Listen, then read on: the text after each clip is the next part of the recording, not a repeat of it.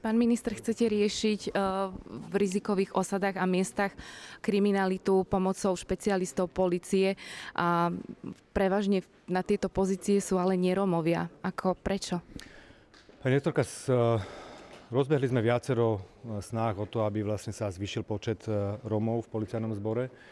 ale tie prijímacie podmienky, ktoré sú pre policajný zbor, sú naozaj veľmi prísne. A tak ako aj v ostatných častiach Slovenska,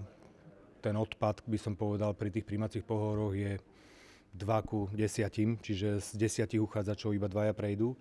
A tam nerobíme rozdiely o to, kto odkiaľ pochádza, aký má pôvodné, môžeme ani zľahčovať podmienky. Všetci tí, ktorí majú adekvátne vzdelanie, tak samozrejme majú šancu pracovať aj niekde inde, možno, že aj za lepších podmienok, a tak máme ten výber zúžený, ale nemyslím si, že by sme mali tú penetráciu nejakú výrazne malú,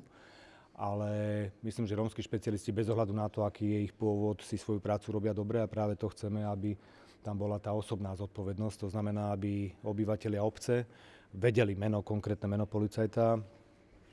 Jozef Palička, na ktorého sa môžu obrátiť vždy, keď majú pocit, že majú problém, a tým pádom tá osobná zodpovednosť, tá osobná komunikácia bude vlastne aj cestou k tomu, aby sa tá situácia vedela zlepšiť, pretože bude konkrétne zodpovedný policajt. Vo väčších samozrejme lokalitách nie je jeden, ale viacerí, ktorí budú vždy môcť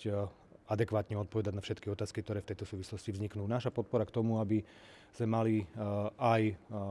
policajtov práve z tohto regiónu, ale to, že bez ohľadu na to, aká je národnosť,